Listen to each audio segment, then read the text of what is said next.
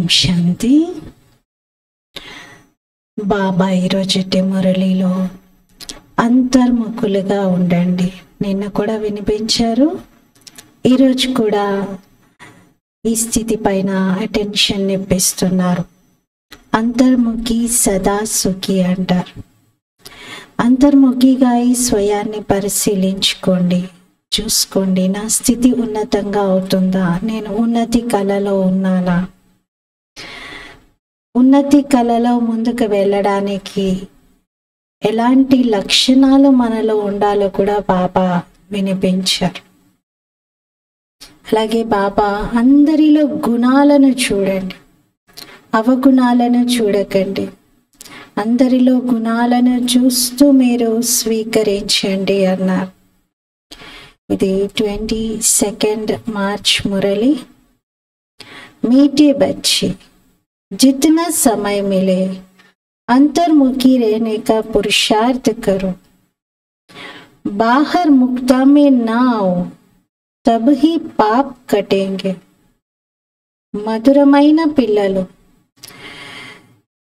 ఎంత సమయం లభిస్తే అంత అంతర్ముఖులుగా అయ్యే పురుషార్థం చేయండి.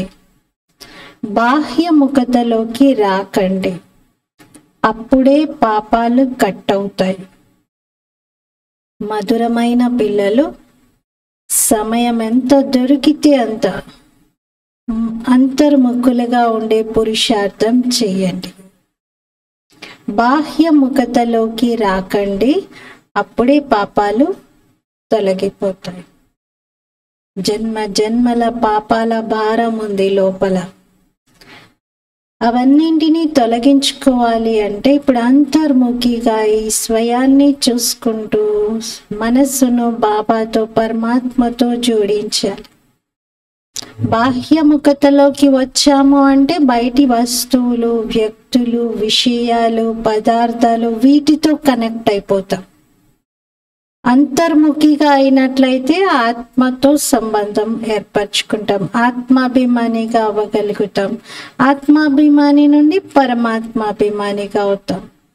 అలా ఆత్మగా భావిస్తూ కేవలం బాబాతో సంబంధాన్ని జోడించుకోవడంతో ఆ శక్తి మన లోపల పాపాలను హరిస్తుంది.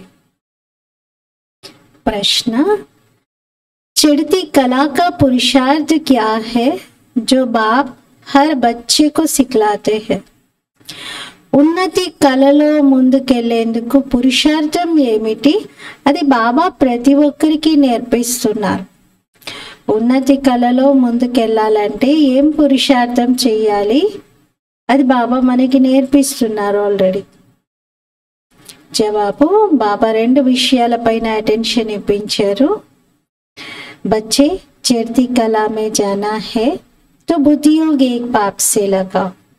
పిల్లలు, ఉన్నతి కళలో వెళ్ళాలి అనుకుంటే బుద్ధి యోగము ఒక్క బాబాతో జోడించండి.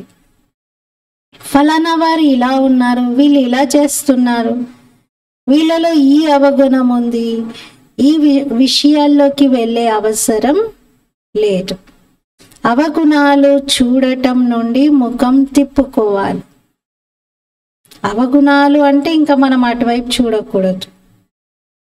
అవగుణాలను చూస్తూ ఉంటే అవి లోపల మనం ధారణ చేస్తాం, సూక్ష్మంగా ఇతరులకు వర్ణిస్తాం, వాళ్ళ పట్ల నెగిటివ్ యాటిట్యూడ్ని కలిగి ఉంటాం. ఓన్లీ చూడడం వలన చాలా నష్టం, పెద్ద సైకిల్ తిరుగుతుంది. అందుకని బాబా అన్నారు, అవగుణాలు చూడద్దు. రెండవది, పడాయి సే రూట్నా నహి, ఈ చదువుతో ఎప్పుడు అలగకూడదు. చదువుతో అలగడం అంటే ఏంటి? క్లాస్ మానేయడం.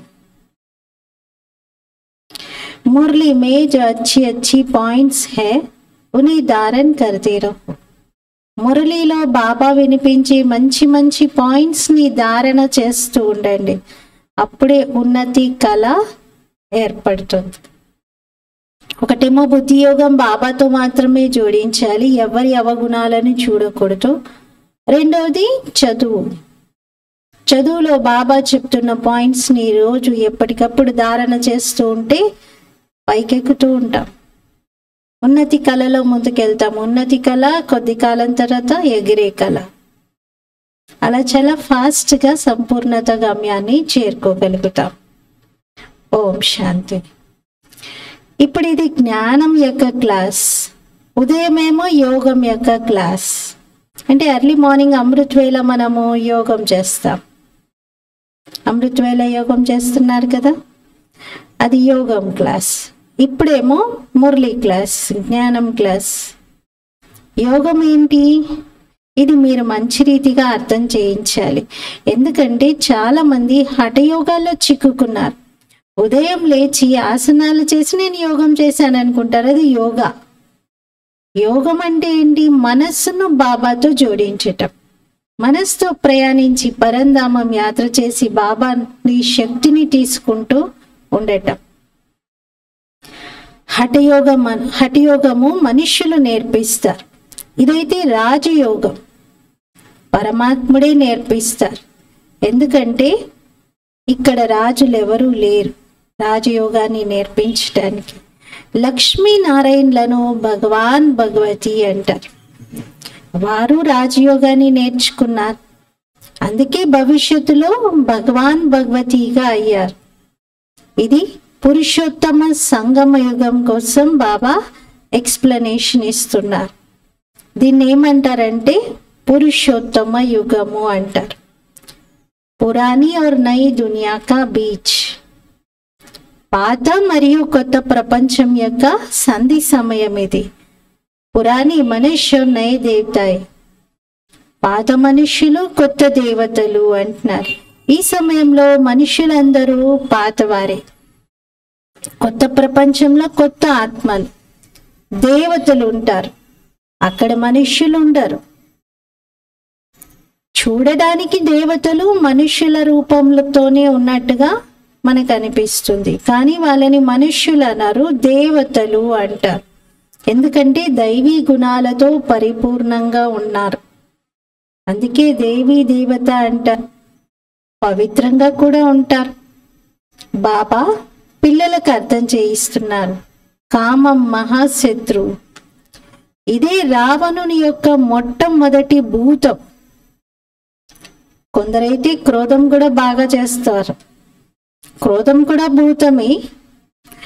క్రోధభూతము బయటికి ఎలా కనబడుతుంది? బౌ బౌ అంటారంట. అంటే అరుస్తూ ఉంటారు క్రోధం చేసేవారు. ఈ రెండు వికారాలు చాలా పెద్ద శత్రువులు అంటున్నారు. లోభం మోహం గురించి అలా బౌ బౌ అని అన్నారు. అంటే లోభం మోహం ఉంటే అరుస్తున్నారు అని అనరు. క్రోధం ఉంటే మాత్రం ఎందుకలా అరుస్తున్నారు, ఏంటంత గట్టిగా అరుస్తారు, ఇలా మాట్లాడతారు కదా. మనుష్యుల్లో సైన్స్ యొక్క అహంకారం ఉన్న కారణంగా క్రోధము చాలా ఉంది. ఇది చాలా నష్టపరుస్తుంది. కామం అనే భూతము మొదలైనవి ఆది మధ్యాంతం దుఃఖాన్ని కలిగిస్తాయి. కామభూతము ఆది మధ్యాంత దుఃఖాన్ని కలిగిస్తుంది. ఒకరిపై ఒకరు కామ వికారాన్ని నడిపిస్తారు. ఈ విషయాలను అర్థం చేసుకొని మీరు ఇతరులకు కూడా అర్థం చేయించాలి. మీరు తప్ప బాబా నుండి వారసత్వాన్ని తీసుకునే సత్యమైన మార్గము ఇతరులు ఎవరికి చెప్పలేరు. మీరు పిల్లలే చెప్పగలుగుతారు. అనంతమైన తండ్రి నుండి ఇంత గొప్ప వారసత్వము ఎలా తీసుకుంటున్నారు? ఎలా ఇస్తున్నారు బాబా మనకి వారసత్వం? ఈ విషయం మీరు అందరికీ చెప్పండి అంటున్నా. చదువు పైన ఒకవేళ మీకే శ్రద్ధ లేకపోతే మీరు ఇతరులకు చెప్పలేరు. అందుకని ముందు శ్రద్ధగా మనం వినాలి, అప్పుడు ఇతరులకు కూడా చెప్పగలుగుతాం. బుద్ధి యోగము అక్కడక్కడ భ్రమిస్తూ ఉంటుంది. యుద్ధ మైదానం కదా. ఇలా ఎప్పుడు అనుకోకండి చాలా ఈజీ, ఏముంది నాకు అన్ని గుర్తుంటాయి, నాకు అంతా బానే ఉంది అని అనుకోకండి. మనసులో తుఫాన్లు వికల్పాలు చాలా వస్తున్నాయి. తనకిష్టం లేకపోయినా వస్తాయి. ఇందులో కన్ఫ్యూజ్ అవ్వకూడదు. యోగ బలం ఉంటే మాయ పారిపోతుంది. ఇందులో పురుషార్థం చాలా చెయ్యాలి. వ్యాపార వ్యవహారాల్లో ఎంత అలసిపోతూ ఉంటారు. ఎందుకు అలసిపోతారు అవన్నీ చేస్తూ? ఎందుకంటే దేహాభిమానంలో ఉంటారు. దేహాభిమానం కారణంగా చాలా మాట్లాడవలసి వస్తుంది. వ్యాపారంలో బాగా అధికంగా మాటల్లోకి రావాల్సి వస్తుంది.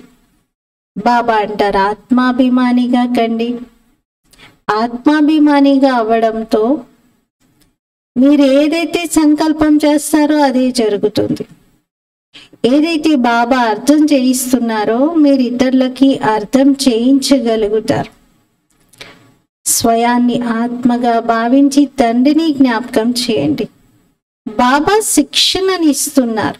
పిల్లలు అంతర్ముఖులుగా కండి, బాహ్యముఖతలోకి రాకండి. అంతర్ముఖి లోపల ఆత్మ తనని తను చూసుకుంటూ తన మనస్సును పరమాత్మతో జోడించి ఉండాలి. ఇది అంతర్ముఖత స్థితి. ఇంకా ఎక్కడికి వెళ్ళినా కూడా బాహ్యముఖతలోకి రావాల్సి వస్తుంది.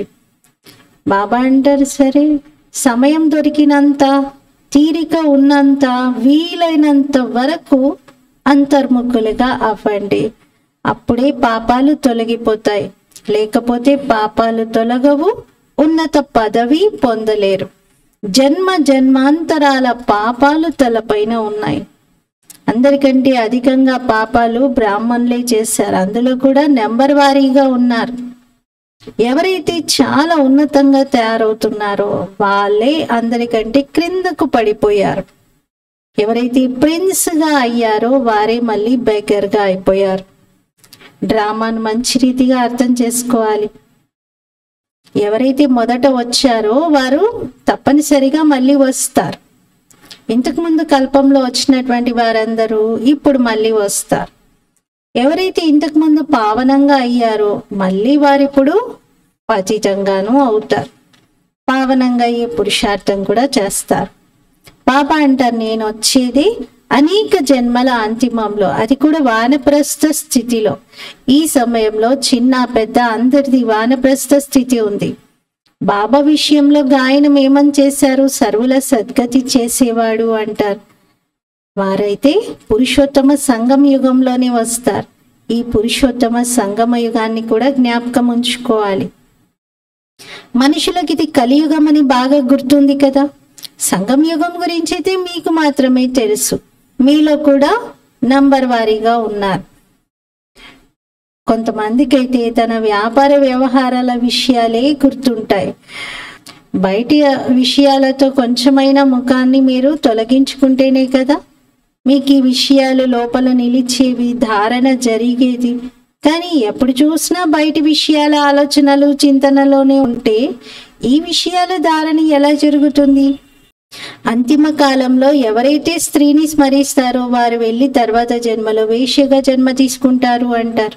మంచి మంచి పాటలు, శ్లోకాలు, జ్ఞానానికి సంబంధించినవి మీ దగ్గర తప్పకుండా ఉంచుకోవాలి.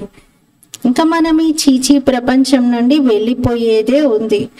అంటే ఇదొక పాటలో ఉంది, ఈ ప్రపంచం నుండి దూరంగా తీసుకెళ్ళండి అని. అలాగే నేత్రహీనులం దారి చూపించండి ప్రభు అనే పాట కూడా ఉంది. ఇది కూడా మీ దగ్గర పెట్టుకోవాలి అంటున్నారు. మరి తయారు చేసింది మనుష్యులే కదా ఈ పాటలను. సంగమ యుగం గురించి వారికి తెలియదు. ఈ సమయంలో అయితే అందరూ జ్ఞాన నేత్రహీనులుగా ఉన్నారు, అందరూ అంధులుగా ఉన్నారు. పరమాత్ముడు వచ్చి దారిని చూపిస్తున్నారు. ఒక్కరికి దారిని చూపించడానికి భగవంతుడు రారు కదా, మొత్తం ప్రపంచానికి దారి చూపించేందుకు వస్తున్నారు. కేవలం ఆ పాట పాడి పిలిచిన వాళ్ళ కోసమే రావట్లేదు. ఇది ఉన్నదే శివశక్తి సైన్యం.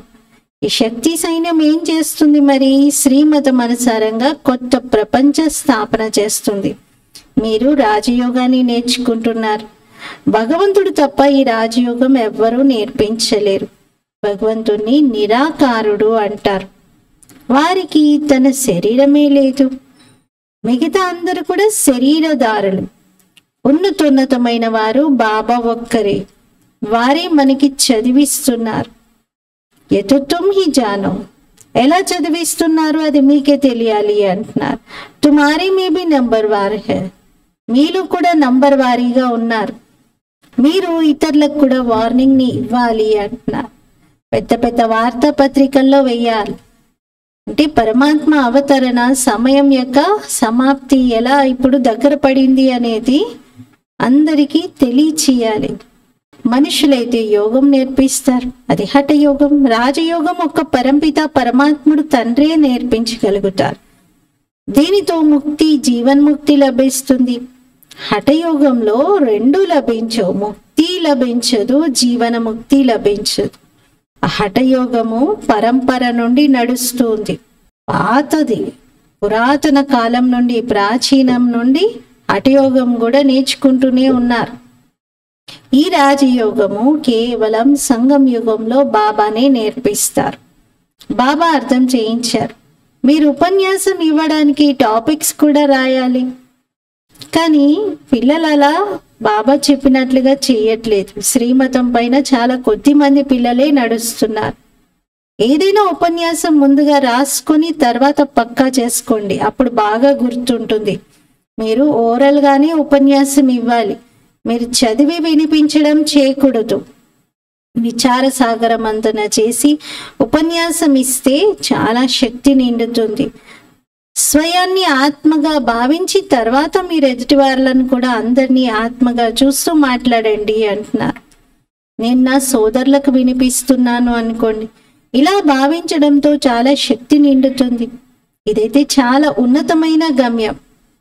చాలా పెద్ద కార్యాన్ని బాబా మనందరి పైన పెడుతున్నారు. ఎంత పెద్ద కార్యభారాన్ని మీరందరూ ఎత్తడము ఇది చిన్నమింటికి పరిగెత్తినంత సులువైన విషయం ఏమీ కాదు అంటున్నారు. ఎంత వీలైతే అంత మీరు రుస్తుంగా అవ్వండి. మీరెంత రుస్తుంగా అవుతే మాయ కూడా అంతే రుస్తుంగా అయి పోరాడుతుంది. రుస్తుం అంటే ఓటమి నెరగని వీరుడు.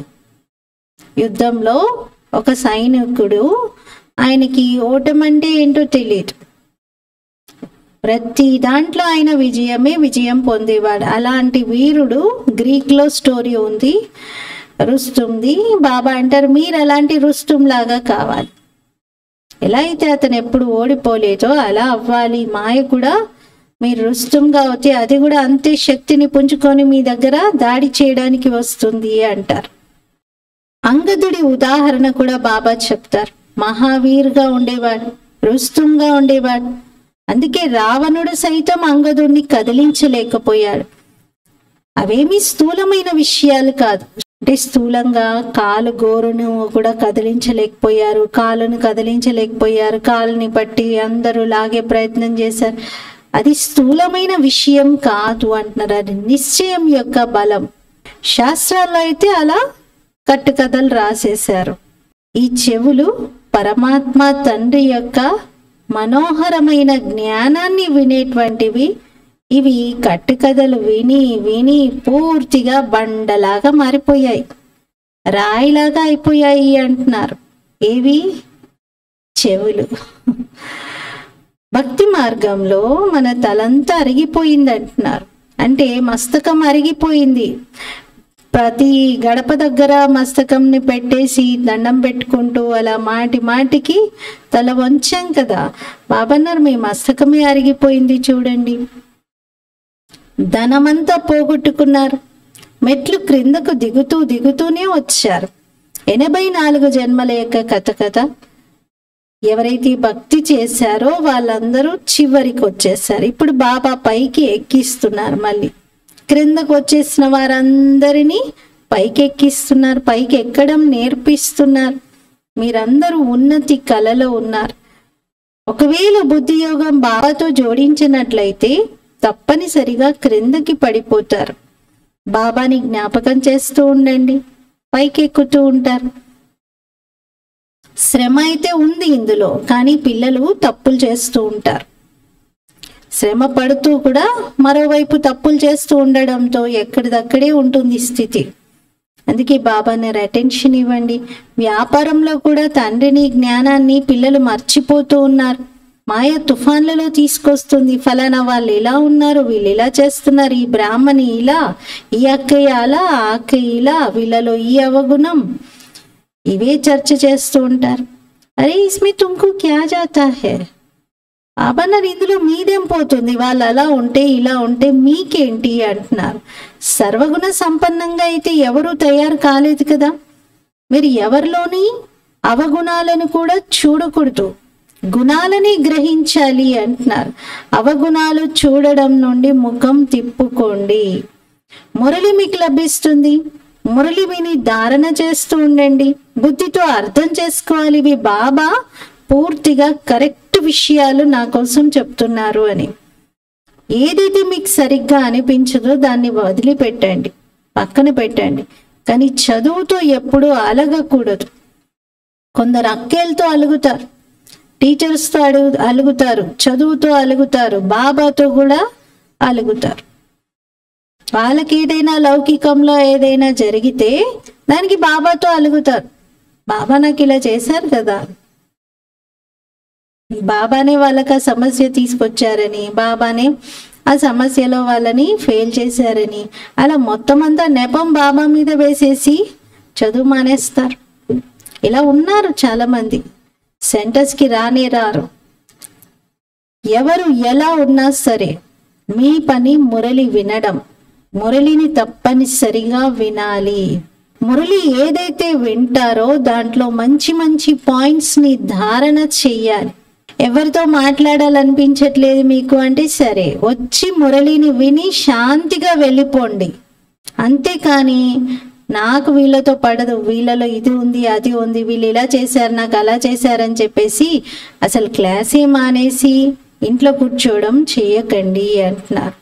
అలగకూడదు, నేను ఇక్కడికి రాను, ఇంకా నేను ఇప్పటి నుండి రాను అని అలగవద్దు. నెంబర్ వారీగా అయితే ఉన్నారు, ఇది కూడా మంచిదే.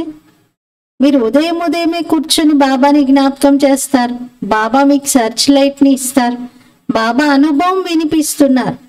ఎప్పుడైతే కూర్చుంటారో బాబా అప్పుడు అనన్యమైన పిల్లలు మొదట గుర్తొస్తారు. విదేశాల్లో ఉన్న, కలకత్తాలో ఉన్న మొదట బాబాకు అనన్యమైనటువంటి పిల్లలు గుర్తొచ్చి వారికి సర్చ్ లైట్ని ఇస్తారు. పిల్లలు ఇక్కడ కూర్చొని ఉన్నా సరే, కానీ బాబాను ఎవరైతే జ్ఞాపకం చేస్తారో సేవ చేస్తారో వాళ్ళే బాబాకు బాగా గుర్తొస్తారు. ఎవరైతే మంచి పిల్లలు శరీరం విడిచిపెడతారో వారి ఆత్మని కూడా జ్ఞాపకం చేస్తారు, చాలా సర్వీస్ చేసి వెళ్ళారు అని. మరి తప్పకుండా ఇక్కడ కూడా సమీపంగా మళ్ళీ దగ్గరగానే జన్మ తీసుకుంటారు కదా. మరి వారికి బాబా స్మృతి సర్చ్ లైట్ని అందిస్తూ ఉంటుంది. ఉన్నదైతే అందరూ బాబా పిల్లలే, కానీ ఎవరెవరు మంచిగా సేవ చేస్తారో ఇది మీ అందరికీ తెలుసు అంటున్నారు. బాబా అన్నారు ఇక్కడ సర్చ్ లైట్ని ఇవ్వండి, ఇక్కడ సర్చ్ లైట్ని ఇవ్వండి అని అడుగుతారు. बाबा ने कहा यहाँ सर्च लाइट दो तो देते हैं, 2 इंजन है ना. శివ బాబా బ్రహ్మ బాబాతో చెప్తారు మీరు సర్చ్ లైట్ ఇవ్వండి అంటే బ్రహ్మ బాబా కూడా ఇస్తూ ఉంటారు, ఎందుకంటే 2 ఇంజన్లు ఉన్నాయి కదా అంటున్నారు. 2 ఇంజన్లు అంటే ఏంటి? 2 ఆత్మలు ఉన్నాయి. బ్రహ్మ శరీరంలో బ్రహ్మ బాబా ఆత్మ ఉంది, शिव बाबा आत्मा కూడా ఉంది. या भी इतना ऊंच पद पाते हैं तो जरूर ताकत होगी. शिव बाबा అంటున్నారు బ్రహ్మ ఆర్డినరీ కాదు కదా, అతను కూడా ఎంత పురుషార్థం చేస్తున్నాడు. మరి నారాయణుడు అవుతున్నాడు. నారాయణుడికి ఎంత మహిమ ఉంది, హరి అని మహిమ చేశారు కదా. మరి అతనిలో కూడా చాలా శక్తి ఉంటుంది. బ్రహ్మ బాబా కూడా ఎవరికైనా సరే సర్చ్ లైట్ని ఇవ్వగలుగుతారు. బాబా అంటారు ఎల్లప్పుడూ శివ బాబాని చదివిస్తున్నారని అనుకోండి, నన్ను జ్ఞాపకం చేయకండి, శివ బాబా స్మృతిలోనే ఉండండి అని బ్రహ్మ బాబా కూడా శివ బాబా వైపే దృష్టిని మరలుస్తారు. కానీ అతను కూడా సామాన్యమైన వారు కాదు. 2 దీపాలు ఉన్నాయి అంటున్నారు. और तो कोई में 2 बत्ती नहीं है, ఇంకెవరిలోనూ 2 ఒత్తులు లేవు అంటున్నారు. ప్రమిద ఒకటే కానీ 2 ఒత్తులు ఉన్నాయి, 2 దీపాలు వెలుగుతున్నాయి. అందుకే ఈ 2 దీపాల సన్ముఖంగా మీరు వచ్చినప్పుడు మీరు చాలా రిఫ్రెష్ అవుతారు అంటున్నారు. సమయం కూడా ఉదయం అమృత వేళ ఎంత బాగుంటుంది. స్నానం చేసి ఓపెన్ టెర్రస్ పైకి వెళ్ళి ఏకాంతంలో కూర్చోవాలి. బాబా అందుకే పెద్ద పెద్ద టెర్రస్లు తయారు చేయించారు. పాండవ భవనంలో చూస్తే పైన అన్ని ఓపెన్ టెర్రస్లు బాగా ఉన్నాయి. క్రిస్టియన్స్ ఎవరైతే ఫాస్టర్స్ ఉంటారో వారు చాలా సైలెన్స్లో మార్నింగే మాల జపం చేస్తూ క్రైస్ట్ని జ్ఞాపకం చేస్తూ వాకింగ్ చేస్తూ ఉంటారు. గాడ్ని జ్ఞాపకం చేయరు, కానీ వాళ్ళు గాడ్ని జ్ఞాపకం చేస్తున్నాను అనుకుంటారు. గాడ్ని జ్ఞాపకం చేయరు, వాళ్ళు క్రైస్ట్ని జ్ఞాపకం చేస్తూ ఉంటారు. ఒకవేళ గాడ్ని జ్ఞాపకం చేస్తే శివలింగమే బుద్ధిలో రావాలి. తన మస్తీలో వెళ్తూ ఉంటారు. మరి వాళ్ళ నుండి ఈ గుణం తీసుకోవాలి. ఏం గుణం తీసుకోవాలి? ఉదయమే శాంతిగా ఒక్క భగవంతుని స్మృతిలో నేను అలా ఏకాంతంలో నడుస్తూ వెళ్ళాలి అని. వాకింగ్ చేసే అలవాటు ఉంది కదా, మరి వాకింగ్ చేసినప్పుడు ఈ అభ్యాసాన్ని జోడించాలి. అలా ప్రతి ఒక్కరిలో ఒక్కొక్క గుణాన్ని తీసుకోవాలి అంటున్నారు. दत्तात्रेय के लिए भी कहते हैं वो सबसे गुण उठाते थे. దత్తాత్రేయుడి విషయంలో చెప్తారు, అతను అందరిలో గుణాలే స్వీకరించేవాడంట. మీ గురువు ఎవరు అంటే నాకు చాలా మంది గురువులు ఉన్నారు అన్నారంట. ప్రతి దాని నుండి నేను ఏదేదైతే నేర్చుకున్నానో ఇప్పటి వరకు జీవితంలో ఒక్కొక్కరి నుండి ఒక్కొక్కటి నేర్చుకున్నాను. అలా నేర్చుకున్నానంటే వాళ్ళందరూ నా గురువులే అని అన్నారంట. అంటే ఎవరినైనా చూసి ఇప్పుడు ఇదే విషయం బాబా చెప్తున్నారు. ఇప్పుడు శాంతిగా ఎర్లీ మార్నింగ్ భగవంతుని జ్ఞాపకం చేస్తున్నాను అనుకుంటూ వాళ్ళు వాకింగ్ చేస్తూ వెళ్తున్నారు కదా, ఇప్పుడు వాళ్ళలో ఆ గుణాన్ని మనం స్వీకరించాలి. అలా ప్రతి ఒక్కరి నుండి గుణాలను స్వీకరిస్తూ ఉండడం, ఇది దత్తాత్రేయుడు చేశాడు, మీరు కూడా అలా చెయ్యండి అంటున్నా. ఇక్కడ ఏకాంతం అయితే చాలా ఉంది. ఎంత వీలైతే అంత సంపాదించుకుంటూ ఉండండి. బయటైతే వ్యాపార వ్యవహారాలు బాగా గుర్తొస్తాయి. 4 గంటలకు అమృత వేళ సమయం చాలా బాగుంటుంది. బయట ఎక్కడికి వెళ్ళే అవసరం లేదు, ఇంట్లో కూర్చొని ఉండండి. ఇక్కడైతే కాపలా కూడా ఉంది. యజ్ఞంలో కాపలా పెట్టవలసి వస్తుంది. యజ్ఞంలోని ప్రతి వస్తువును సంభాళించవలసి వస్తుంది. ఎందుకంటే యజ్ఞం యొక్క ఒక్కొక్క వస్తువు అమూల్యమైనది. అందుకే సేఫ్టీ ఫస్ట్ అంటారు. ఇక్కడ ఎవరు రాలేరు, ఇక్కడికి ఎవరు లోపలికి అలా వచ్చి ఇంకేదో థెఫ్ట్ చేయడం ఏది జరగదు అలా. కానీ సేఫ్టీ ఫస్ట్. బాబా అయితే కాపలా కంపల్సరీ ఉంచుతారు. ఎందుకంటే ఇక్కడ ఏమి ఆభరణాలు దొంగిలించడానికి లేవు కదా. ఇక్కడ ఏమైనా బంగారం ఉందా ఏంటి? ఇదేం మందిరం కూడా కాదు, పోనీ బాగా డబ్బులు ఉంటాయి అనుకోవడానికి కూడా. ఈ రోజుల్లో దొంగలు అంతటా ఉన్నారు. విదేశాల్లో కూడా పాత వస్తువులను, పురాతనమైన వాటిని దొంగిలిస్తారు. జమానా చాలా డర్టీగా ఉంది అంటున్నారు. అంటే కాలం బాగా చెడిపోయింది. కామం మహాశత్రువు, ఇది అన్నింటినీ మరిపింపజేస్తుంది. మీరైతే ఉదయము అమృత వేళ యోగం యొక్క క్లాస్లో ఉంటారు. అది మిమ్మల్ని ఎవర్ హెల్దీగా తయారు చేస్తుంది. ఇప్పుడేమో జ్ఞానం యొక్క క్లాస్, ఇది మిమ్మల్ని ఎవర్ వెల్దీగా తయారు చేస్తుంది. జ్ఞానంతో వెల్త్, యోగంతో హెల్త్. బాబాను జ్ఞాపకం చేయాలి. మరి దీనికోసం విచార సాగరమంతను కూడా చేయాలి. తండ్రిని జ్ఞాపకం చేస్తే వారసత్వం కూడా గుర్తొస్తుంది. యుక్తి అయితే చాలా సహజమైనది. బాబా బీజరూపుడు. వృక్షం యొక్క ఆది మధ్యాంతం బాబాకు తెలుసు. మీ వ్యాపారమే ఇది. బీజాన్ని జ్ఞాపకం చేస్తే పవిత్రంగా అవుతారు. చక్రాన్ని జ్ఞాపకం చేస్తే చక్రవర్తి రాజులుగా అవుతారు, అనగా ధనం లభిస్తుంది. రాజా విక్రముడు మరియు రాజా వికర్మజీత్ ఇద్దరి యొక్క కాలము మిక్స్ చేసేశారు. రావణుడు వచ్చాడు అంటే అది విక్రమ ప్రారంభమైనట్టు, విక్రమ సంవత్సరాలు ప్రారంభమైనట్టు. రావణుడు వచ్చాడు అంటే విక్రమ సంవత్సరాలు ప్రారంభమైనట్టు, అంటే ఇంకా వికర్మలు చేసేటువంటి సమయం మొదలైనట్టు. డేట్ మారిపోతుంది. ఇదైతే నడుస్తూనే ఉంటుంది. 1 నుండి 2500 సంవత్సరాలు, ఆ తర్వాత 2500 సంవత్సరాల నుండి 5000 సంవత్సరాల వరకు. హిందువులకైతే తన ధర్మం గురించి తెలియట్లేదు. ఇదైతే ఒకటి ధర్మం. వాస్తవంగా అందరూ తన ధర్మాన్ని మరిచిపోయి అధర్మిగా తయారయ్యారు. ధర్మ స్థాపకులను కూడా మరిచిపోయారు. మీరు అర్థం చేయించవచ్చు ఆర్య సమాజం ఎప్పుడు మొదలైంది అనేది. ఆర్యులు అంటే సత్యయుగంలో ఉండేటువంటి వారు. అనార్యులుగా అయితే ఎంతో మంది ఉన్నారు. ఇప్పుడు బాబా వచ్చి అందరికీ జ్ఞానం వినిపిస్తున్నారు, అందరిలో మార్పు తీసుకురావడానికి. మీ బుద్ధిలో మొత్తం చక్రం అంతా ఉంది.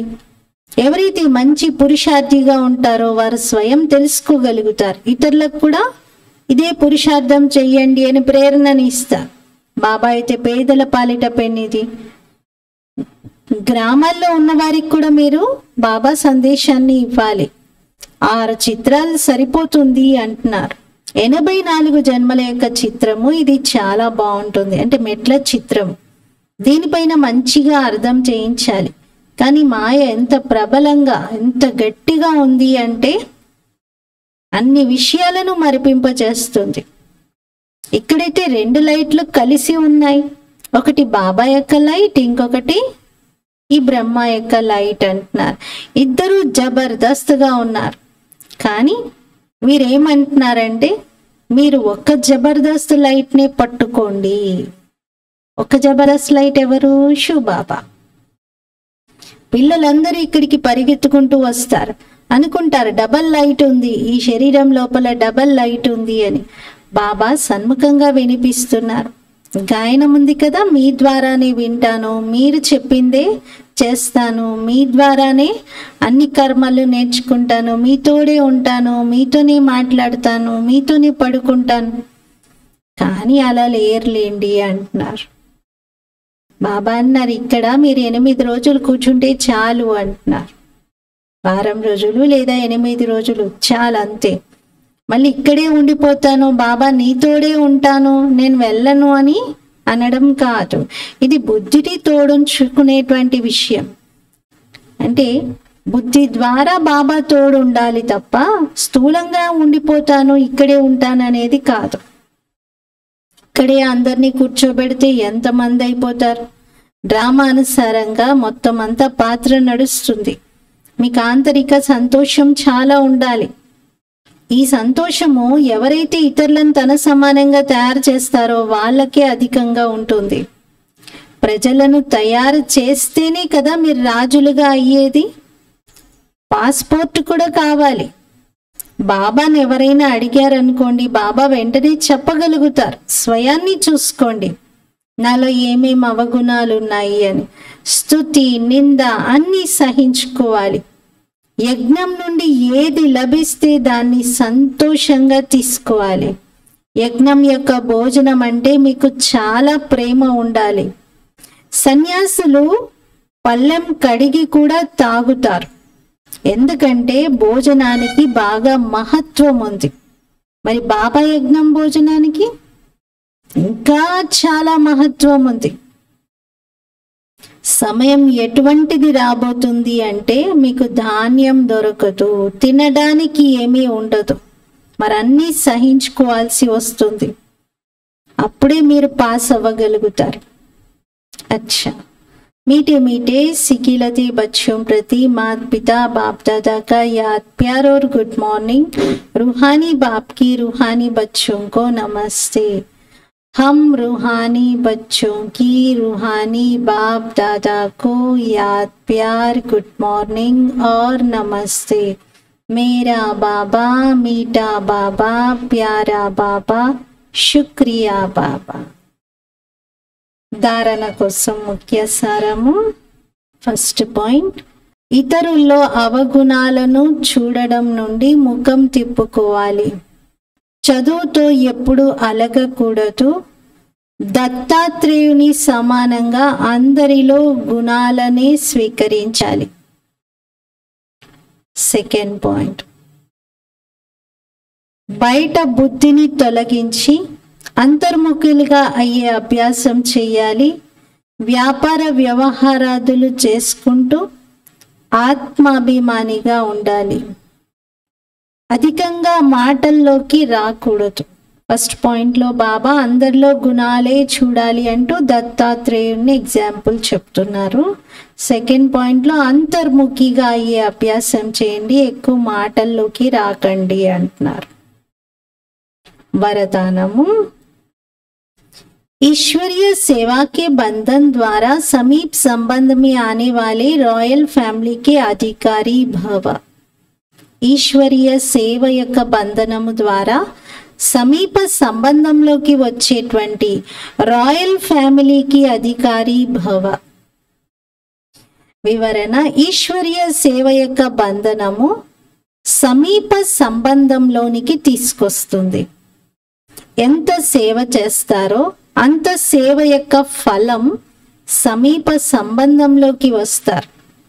ఇక్కడ సేవాదారీలు, అక్కడ రాయల్ ఫ్యామిలీకి అధికారులుగా అవుతారు. ఎవరెంత హార్డ్ సేవ చేస్తారో అంత అక్కడ విశ్రాంతిగా సింహాసనం పైన కూర్చుంటారు. ఇక్కడ సంగం యుగంలో హార్డ్ సేవ చేసేవారు సత్యుగంలో హాయిగా సింహాసనంపై కూర్చుంటారు. మరి ఇక్కడ ఎవరైతే విశ్రాంతి తీసుకుంటారో వారు అక్కడ సేవ చేయవలసి వస్తుంది, పని చేయాల్సి వస్తుంది. ఒక్కొక్క సెకండ్, ఒక్కొక్క పనికి లెక్క కట్టి బాబా రిటర్న్ ఇస్తారు. మనం చేసిన ఒక్కొక్క సెకండ్, ఒక్కొక్క పని, ఒక్కొక్క సేవ అన్నిటికీ లెక్క ఉంది బాబా వద్ద. కాబట్టి ఎప్పుడు కూడా అనుకోదు కొందరికి నేనే హార్డ్ సేవ చేయాలా, ఎప్పుడు నేను హార్డ్ సేవనే చేస్తూ ఉన్నాను, స్థూల సేవనే చేస్తున్నాను, నాకు అసలు ఇంకా ఏంటి, ఇలా నేను ఎంతకాలం చేయాలి, ఇదేనా నా సేవ అని అనుకుంటారు. కానీ బాబా నరి ఇక్కడ హార్డ్ సేవ చేస్తే అక్కడ సత్యుగంలో హాయిగా ఆరాంగా సింహాసనం పైన కూర్చుంటారు. స్లోగన్, స్వపరివర్తన ద్వారా విశ్వ పరివర్తన యొక్క వైబ్రేషన్స్ ని తీవ్ర గతితో వ్యాపింప చేయండి. స్వపరివర్తనతో విశ్వ పరివర్తన యొక్క వైబ్రేషన్స్ ను తీవ్ర గతితో వ్యాపింప చేయాలి. ఈరోజు స్వమానం, నేను రాయల్ ఫ్యామిలీకి అధికారి ఆత్మను. నేను ఆత్మను, రాయల్ ఫ్యామిలీకి అధికారిని. ఓం శాంతి.